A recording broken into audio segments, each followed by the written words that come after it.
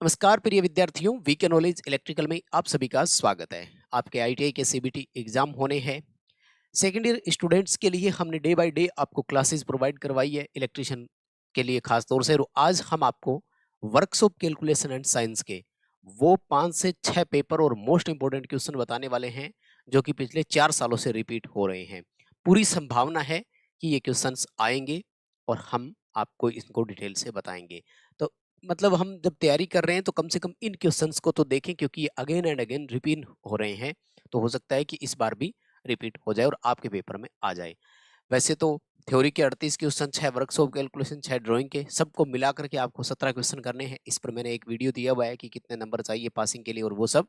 आगे भी आपको मैं इंपॉर्टेंट क्वेश्चंस भी करवाता रहूंगा। बस आप चैनल को सब्सक्राइब कर लीजिए, नोटिफिकेशन बेल आइकन प्रेस करके रखिए ताकि आपको वीडियो अपलोड होते ही इन्फॉर्मेशन मिल जाए, या जब लाइव आकर के आपको वीडियोस हल करवाएं, पेपर हल करवाएं, तो आपको उसका नोटिफिकेशन भी मिल सके। चैनल सब्सक्राइब किए बिना नहीं देखना है मेरे दोस्त। वीडियो को अभी से कर दीजिए लाइक, सेकेंड ईयर वाले बच्चों तक पहुंचा दीजिएगा। एक एक करके मैं आपको सारे पेपर बताता हूं। आइए शुरू करते हैं। डिस्क्रिप्शन में लिंक है, हमारा ऐप डाउनलोड कीजिए। आपके आईटीआई सीबीटी एग्जाम इलेक्ट्रिशियन वालों के लिए फ्री टेस्ट भी हमने डाल दिए हैं और मॉडल टेस्ट भी है, आप उसको ज्वाइन करके प्रैक्टिस भी कर सकते हैं। दोनों ऑप्शन है। ये जो पेपर है ये 23 जुलाई 2023 का है, सॉरी 19 जुलाई 2023 का है और फर्स्ट शिफ्ट का है, 9 बजे से 11 बजे जो मॉर्निंग में होती है। आपके पर डे 3 शिफ्ट होती है सीबीटी एग्जाम में। इलेक्ट्रिशियन ईयर 2 सेकंड ईयर की है ये। और इसके जो थ्योरी के 38 क्वेश्चन है ना, वो मैं हल करवा चुका हूँ और आपको वीडियो दे चुका हूँ।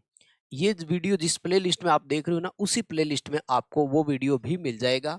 तो अगर आप चाहते हैं प्ले लिस्ट में, तो ये सारे वीडियोज आप देख सकते हैं। अभी आपके 2 दिन बाद प्रैक्टिकल एग्जाम होने हैं, तो मैंने प्रैक्टिकल पर आपको डिटेल से वीडियो दिया हुआ है। एक इंपॉर्टेंट जानकारी का वीडियो मैंने आपको दिया था। क्या वीडियो दिया था? कि प्रैक्टिकल का कॉपी कैसे लिखना है, एग्जामिनर सर को वाइवा कैसे देना है, और अगर जॉब बनाने के लिए कहा जाए तो क्या सावधानी रखनी है। इसलिए उस वीडियो को जरूर देखना। अगर वो सारे नियम फॉलो करते हो तो एग्जामिनर सर आपको 90% से भी ज्यादा नंबर दे सकते हैं मेरे दोस्त, 90% से भी ज्यादा। एक पेपर मैंने आपको हल करवाया था, उसमें 6 क्वेश्चन तो मैंने करवा दिए थे, पूरा 75 क्वेश्चन का सेट। मेरे पास इस तरह के ओरिजिनल पेपर और भी है, आपको सारे पेपर हल करवाऊंगा। आ जाओ शुरू करते हैं। ये देखो वर्कशॉप कैलकुलेशन एंड साइंस। इसमें देखो पहला सवाल हमारे पास आया है, वो आया है आई किसको निरूपित करता है। दरअसल ये क्वेश्चन जो है ना, इसका थोड़ा सा अधूरा है। मैं आपको एक चीज बता देता हूँ। साधारण ब्याज इंग्लिश में क्या बोलोगे? Simple interest. साधारण ब्याज का फॉर्मूला याद कर लो और इसके इंग्लिश के जितने भी वर्ड है ना, आते हैं आपके मैथ में। कुछ टॉपिक फिक्स है जहां से ये हर बार सवाल पूछते हैं, लाइक अलजेब्रा, बीज गणित में से डेफिनेटली सवाल आएगा, इस वाले टॉपिक में से आएगा, उत्तोलक वाले में से आएगा, घर्षण में से आएगा। ये 5-6 क्वेश्चन है जिनको बार बार रिपीट पर रिपीट करते जा रहे हैं। क्षेत्रमिति, आयत, वर्ग, इन और त्रिभुज, इनमें से आता है बस। तो यहाँ देखो, आई आई जो होता है ना, ये इंटरेस्ट को दर्शाता है। इंटरेस्ट को हिंदी में लिखते हैं ब्याज, ठीक है ना। प्रिंसिपल जो होता है, ये प्रिंसिपल आपका मूल अमाउंट होता है, ठीक है ना। प्रिंसिपल आपका क्या होता है? हिंदी में इसने लिखा नहीं है। प्रिंसिपल का मतलब होता है मूलधन। जैसे एग्जाम्पल के तौर पर मैं बताऊं कि किसी व्यक्ति ने 5,000 रुपए मूलधन 2 वर्षों के लिए 12% ब्याज दर से उसको दिया, तो बताइए कि उस 12 मतलब 2 वर्षों के बाद उसकी जो धनराशि है वो कितनी हो जाएगी ब्याज जोड़ करके वैसे। और रेट, हिंदी में इसको दर बोलते हैं, यानी कितने रुपए के हिसाब से, मतलब कितने के हिसाब से दी, जैसे ब्याज की रेट क्या लगेगी उस पे दिया, ठीक है ना। और ईयर, ईयर को हम लोग समय बोलते हैं और समय को एन से दर्शाते हैं। तो ये साधारण ब्याज वाला कन्फर्म 101%, एक क्वेश्चन यहां से बनेगा ही बनेगा। तो मैंने आपको चारों ही बता दिए। अब कोई भी पूछे आपसे, वो समय के बारे में पूछे, दर के बारे में पूछे, मूलधन के बारे में पूछे, चाहे आपसे ब्याज के बारे में पूछे, साधारण ब्याज का फॉर्मूला भी आपको क्या करना है, याद करके रखना है, ठीक है ना। आ जाइए अगले सवाल पर। विकृति वाले टॉपिक में से है स्ट्रेस एंड स्ट्रेन, प्रतिबल और विकृति हमारा एक टॉपिक है। आई होप कि आपको शायद वो कंफर्म भी होगा। तो देखिए इसमें क्या है, लंबाई में परिवर्तन को किससे दर्शाएंगे? तो डी एल हो जाएगा लंबाई के परिवर्तन को, ये लो, है ना। डी जो होता है ना, ये डिफरेंस शब्द होता है। डिफरेंस का मतलब परिवर्तन ही होता है अपने इसमें। जो बच्चे खासतौर से इलेक्ट्रिशियन वाले हमारी ये क्लास देख रहे होंगे, तो अपने परिवर्तन को ना 2-3 तरह से दर्शाते हैं। शायद आपको याद हो ट्रांसफॉर्मर, और वो आपने पढ़ा था। तो D phi upon D T लिखते थे, है ना, या धारा में परिवर्तन को D I upon D T लिखते थे। अगर ये नहीं हो तो डेल्टा भी हमारे लिए परिवर्तन को ही दर्शाता है, याद है ना, डेल्टा है ना, आई अपॉन डेल्टा टी। तो ये या तो डी डिफरेंस लिख दो या डेल्टा बना करके लिख देते हैं, तो ये भी हमारे लिए चीजों में परिवर्तन ही कहलाता है, ध्यान रखना। ठीक है, तो लंबाई में परिवर्तन को किससे दर्शाएंगे, क्योंकि विकृति क्या चीज है, लंबाई में परिवर्तन और मूल लंबाई का अनुपात विकृति है, और विकृति की कोई इकाई नहीं होती है। ये भी एक पेपर में क्वेश्चन था। अगला सवाल देखो। अच्छा भाई, इनको रट लो यार अच्छे से, बहुत ही इंपॉर्टेंट है ये, एक सवाल पक्का कंफर्म आएगा। तो अब मैं आपको कुछ चीजें इसमें सारी बता देता हूं इससे जुड़ी हुई, ताकि बाद में अपन को रिपीट ना करनी पड़े। ए की पावर m इंटू ए की पावर n का सही उत्तर क्या होगा, तो ध्यान से सुनना। ये जो चीज होती है ना, इसको हम लोग बोलते हैं आधार, और इसको हम लोग बोलते हैं पावर। तो जब आधार सेम हो तो, और बीच में अगर मल्टीप्लाई का निशान हो तो पावर हमेशा जुड़ जाती है। यानी मैं यहां लिख करके ही पूरा आपको करवा देता हूं। फॉर एग्जाम्पल, ए की पावर m इंटू ए की पावर n है, तो ये आपका आंसर बन जाएगा ए m प्लस n बन जाएगा। अब इसकी दूसरी रूप देता है वो आपको, जैसा कि मैंने एक पेपर में हल भी करवाया था। वो क्या देगा, वो देगा ए की पावर 8 इंटू ए की पावर 3, तो इसका रिजल्ट हो जाएगा ए की पावर 11। कहने का मतलब ये है कि दोनों आधार पे जो पावर लगी हुई है उन पावर को जोड़ दो आप, उत्तर आ जाएगा। बताओ, एक सवाल समझ में आया क्या, और एक नहीं, यहाँ क्वेश्चन बन गए दो। एग्जामिनर आपको ये भी दे सकते हैं, ये भी दे सकते हैं, ये दोनों आए हुए हैं। वो जो मैंने एक 75 क्वेश्चन का सेट आपको करवाया था उसमें यही था। अब मैं आता हूं दूसरे तरीके पर। मान लीजिए मल्टीप्लाई की जगह भाग का निशान होता, डिवाइड का निशान होता, देन पावर माइनस हो जाती, यानी m माइनस n हो जाती। कहने का मतलब a की पावर 8 बटे a की पावर 3। भाग वाले निशान को ऐसे भी तो दर्शा सकते हैं ना, चाहे तो ये वाला लिख दें और चाहे बटे वाला लिख दें। तो अब उत्तर कितना आएगा, a की पावर 5। बताओ फिर दो सवाल समझ में आए क्या, कितने हो गए गुरुजी, टोटल हो गए 4। और बताता हूं, सुनना। हाँ, एक और है। मान लीजिए a की पावर m है और इसकी पावर n है, मतलब पावर की पावर लगी हुई हो, तो आपका उत्तर बनेगा a की पावर m इंटू n, यानी वो जो घातांक है वो मल्टीप्लाई हो जाएंगे। क्या हो जाएगा, घातांक खुद मल्टीप्लाई हो जाएगा। जैसे a की पावर 3 उसकी पावर 2 है, तो आपका उत्तर आएगा 3 इंटू 2 6, यानी a की पावर 6, ये उत्तर हो जाएगा।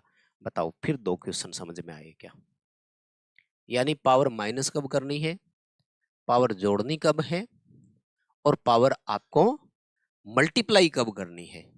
ठीक है, घटाना कब है, जोड़ना कब है, और पावर में आपको मल्टीप्लाई कब करना है। तो ये तीन क्वेश्चन मतलब बने, तीन तरीके बने, जिसमें से टोटल 6 क्वेश्चन बनते हैं आपके। अब बताओ, ऐसे अगर पेपर में आएगा तो कर दोगे ना। इसका फिर क्या बनेगा, इंटू m लिखा हुआ था तो प्लस आ जाएगा, है ना, बताने की जरूरत नहीं है ना। माइनस कब कर दे, भाग वाला निशान होता, ये तो ऐसे दे दिया इसने। मल्टीप्लाई कब कर दे, जब वर्ग का वर्ग दिया हुआ होता, मतलब पावर की पावर दी होती। बताओ समझ में आ रहा है क्या। अगर समझ में आ रहा है तो प्लीज आपको इस वीडियो को लाइक करना होगा मेरे दोस्त, बिना लाइक किए नहीं जाना है, बहुत मेहनत लगती है। छोटा सा अप्रिसिएशन ही तो मांग रहे हैं भाई, बदले में एक लाइक वाला बटन तो दबा ही सकते हो, एक शेयर वाला बटन तो दबा ही सकते हो। भेज दो दोस्तों तक क्लास, हम 3 लाख सब्सक्राइबर के करीब है, आपको करवाने हैं 3 लाख सब्सक्राइबर। अब देखो, किस्मत साथ देती है तो ऐसे होता है। मान लीजिए आपने साधारण ब्याज वाले फॉर्मूले को बहुत अच्छे से पढ़ रखा हो, तो एक ही पेपर में 2 क्वेश्चन आ गए। क्या पूछ रहा है, साधारण ब्याज में प्रिंसिपल को किससे डोनेट किया जाता है, निरूपित किया जाता है। प्रिंसिपल का मतलब क्या है, प्रिंसिपल का मतलब होता है मूलधन। एक तो इनकी ये बड़ी प्रॉब्लम है कि हिंदी नहीं लिखी थी इन्होंने, तो मूलधन को किससे दर्शाएंगे, पी से। अभी फिर बताने की जरूरत नहीं है शायद। एन समय को दर्शाता है, आर दर यानी रेट को दर्शाता है, आई ब्याज यानी इंटरेस्ट को दर्शाता है। 4 ही ऑप्शन है, 4 ही सवाल बनते हैं, चारों को पढ़ लो, एक क्वेश्चन पक्का हो गया आपका। बताओ समझ में आ रहा है कि नहीं। वैसे बता भी दिया था। एक ये A square A minus B की स्क्वेयर वाला फॉर्मूला बार बार आ रहा है भाई, इसको भी पढ़ लो।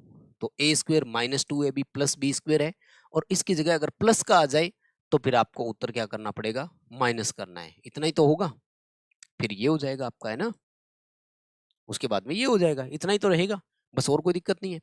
एक वो आता है ए प्लस बी की स्क्वेयर और ए माइनस बी की स्क्वेयर, तो इसका उत्तर 4ab होता है, ये भी ध्यान रख लो, है ना, याद रह जाएगा सबको। ये बार बार आ रहे हैं और करवा दूंगा मैं, कोई बात नहीं, मैं सारा लाया हूँ आपके लिए। उसके बाद में देखो एसपी क्या होता है, अपने एक एस्टिमेशन कोस्टिंग का चैप्टर आता है वर्कशॉप कैलकुलेशन में, शायद आपको याद होगा, तो है ना, अनुमान एवं लागत। तो उसमें एसपी का मतलब होता है सेलिंग प्राइस, बेची जाने वाली पेज, ठीक है ना, सेलिंग प्राइस में एसपी का मतलब यानी वह रेट जिस पर हमें उसको बेचना है। एक होता है उस पर अंकित मूल्य, एक होता है विक्रय मूल्य। सेलिंग प्राइस का मतलब हिंदी में निकलेगा विक्रय मूल्य, यानी जिस पर आपको बेचना है। फॉर एग्जाम्पल लिखा हुआ था 1000 रुपए, 20% डिस्काउंट, 800 रुपए में बेचनी है, तो ये हो गया आपका सेलिंग प्राइस। चलो ये 6 क्वेश्चन हो गए इस पेपर के।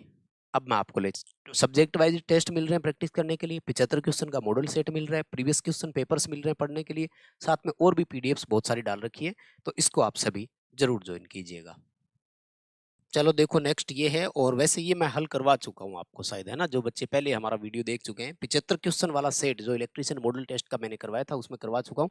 फिर भी फटाफट और बोल देता हूँ, और फिर नए क्वेश्चन जो बार बार आ रहे थे उनका एक साथ पीडीएफ में करा देता हूँ। तो ये देखो ए प्लस बी की स्क्वेयर का क्या होगा, अभी जो अपन ने देखा वो क्या था, ए माइनस बी की स्क्वेयर क्या था, तो इसमें A square plus 2ab plus B square हो जाएगा, ठीक है। और उसके बाद में देखो स्नेहक का उद्देश्य क्या है, स्नेहक को इंग्लिश में बोलते हैं ल्यूब्रिकेशन। ल्यूब्रिकेशन होता है जैसे अपन बेयरिंग में ग्रीस डाल के रखते हैं, या लुब्रिकेंट ऑयल डाल के रखते हैं, यानी तेल और ग्रीस जो हम लगाते हैं, या फिर हमारा जैसे कम्यूटेटर के ऊपर जो ब्रूस है वो कार्बन के लगे हुए हैं, तो कार्बन भी एक तरह का लुब्रिकेंट ही होता है। लुब्रिकेशन जो होता है ना वो घर्षण वाली जगह पर लगाया जाता है, जो कि फ्रिक्शन को कम करने का काम करते हैं, यानी वो घर्षण को रिड्यूस कर देते हैं, कम कर देते हैं, फ्रिक्शन घर्षण को बोलते हैं। साधारण ब्याज वाला देखो, ये 2024 का पेपर है, 22 अगस्त 2024 का पेपर है ये, जो मैं हल करवा रहा हूँ आपको, क्योंकि मैं पूरा पेपर हल करवा चुका हूँ इसलिए। साधारण ब्याज वाला है, साधारण ब्याज वाला पिछले पेपर में हल करवाया, 2 क्वेश्चन थे, टोटल 4 ही चीजें तो है इसमें, याद रख लो, RPIN, रेट, प्रिंसिपल, इंटरेस्ट, और एन मतलब समय यानी टाइम, ठीक है, दर, मूलधन, ब्याज और समय, तो याद रख लो। अगर किस्मत ने साथ दिया तो रिपीट हो जाएगा भाई। और उसके बाद में ये कि अपन जो गणना करते हैं किसी विशिष्ट कार्य के लिए, है ना, तो जो भी खर्चा लगता है उसकी हम गणना करते हैं, उसके लिए एक डेफिनेशन या मेथड यूज करते हैं, तो उसको क्या बोलते हैं, तो उसको हम लोग बोलते हैं एस्टिमेशन। एस्टिमेशन को बोलते हैं अनुमानित या आंकलन करना किसी चीज का। तो ये एस्टिमेट और कॉस्टिंग वाला है, सेलिंग प्राइस और वो जो अपना टॉपिक बनता है उसमें से क्वेश्चन आएगा। ये पावर वाला है, मैंने अभी बताया आपको कि आधार सेम हो तो सब पावर ऐड हो जाती है, जुड़ जाती है, इन सब का आधार देखो सेम है, यहाँ पावर लिखी भी नहीं है, जिस पर नहीं लिखी हुई हो उस पर पावर 1 होती है। अब इन सबको जोड़ करके देख लो, 4 3 7 2 9 और 1 10, तो a की पावर कितनी हो गई, 10, ठीक है। अब इस बच्चे ने गलती क्या की है कि यहाँ कोई पावर ही नहीं है, तो इसने पावर समझी नहीं उसको, इस उसने पावर उसको माना ही नहीं है। हाँ एक चीज और जो बार बार आ रही थी, वो मैं 2 3 चीजें बताता हूँ, सुन लो भाई।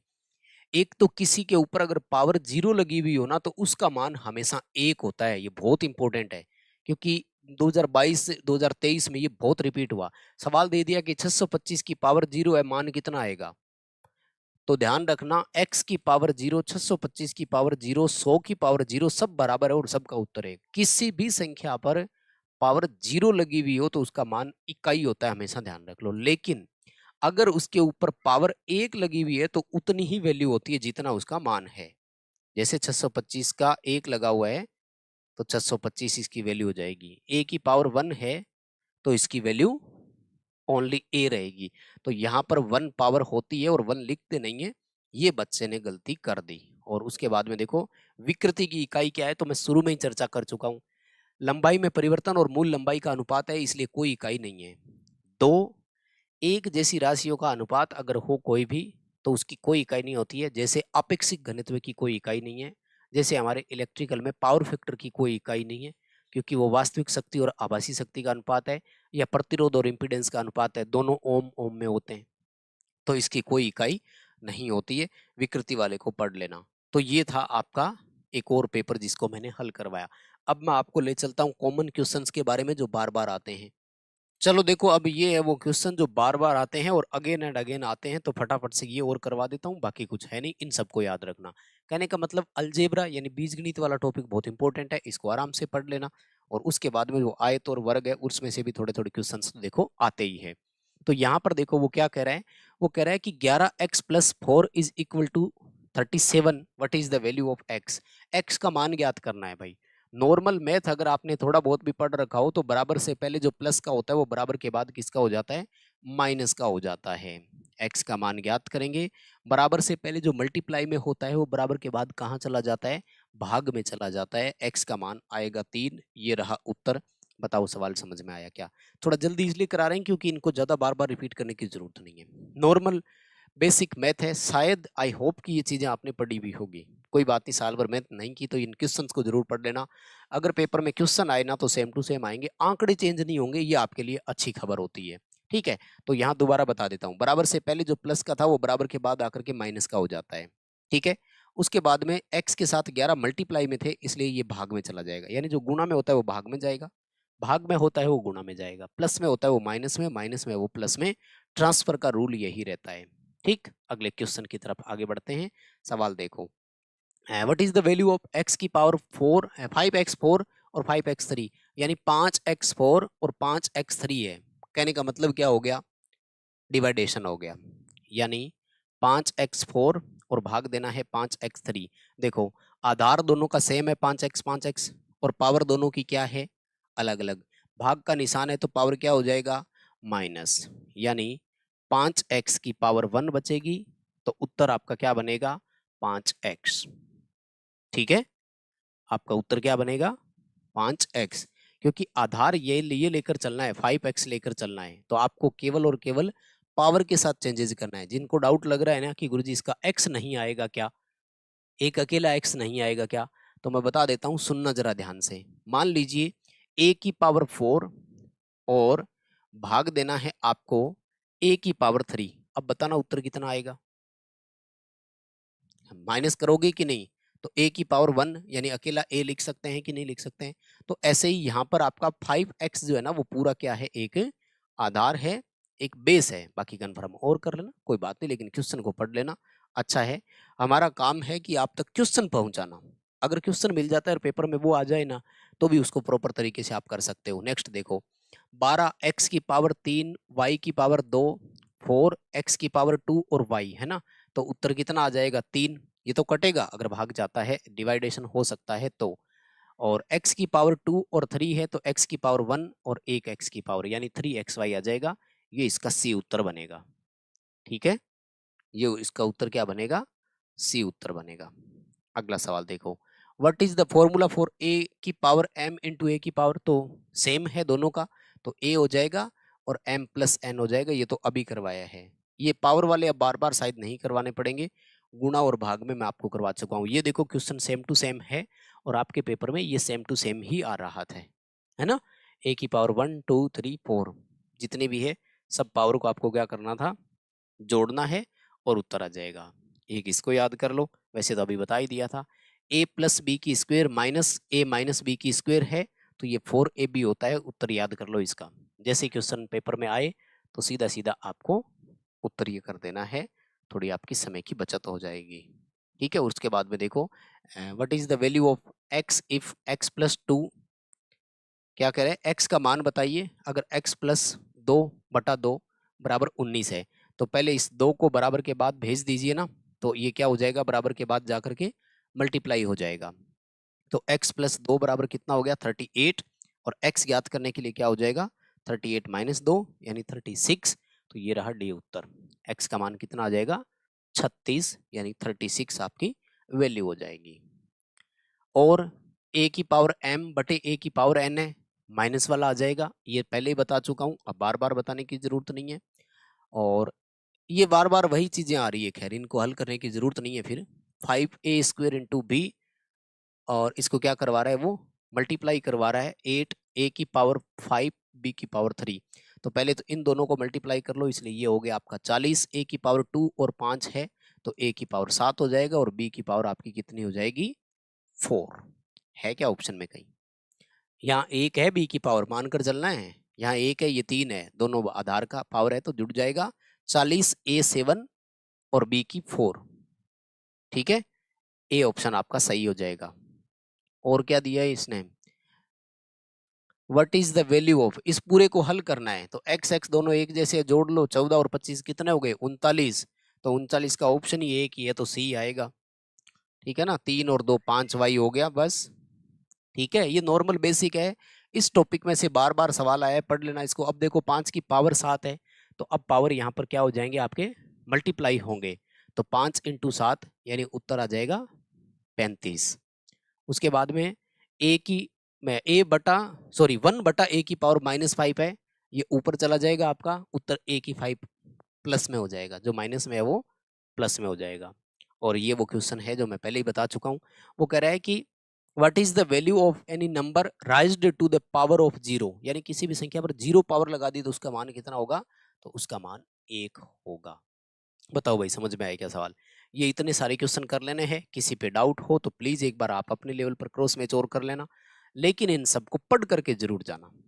वीडियो को भी लाइक जरूर करना। हम जितना हमारी तरफ से प्रयास करते हैं आपको पास करवाने के लिए मेहनत कर रहे हैं, लगातार आप भी मेहनत करें, हमारा प्रयास है। देखो जितना आप इसको यूटिलाइज कर सकते हैं, कंटेंट को यूटिलाइज कीजिए। चैनल सब्सक्राइब कीजिए, दोस्तों के साथ वीडियो शेयर कीजिए, उनसे भी चैनल सब्सक्राइब जरूर करवाइए। आपको बहुत बहुत धन्यवाद।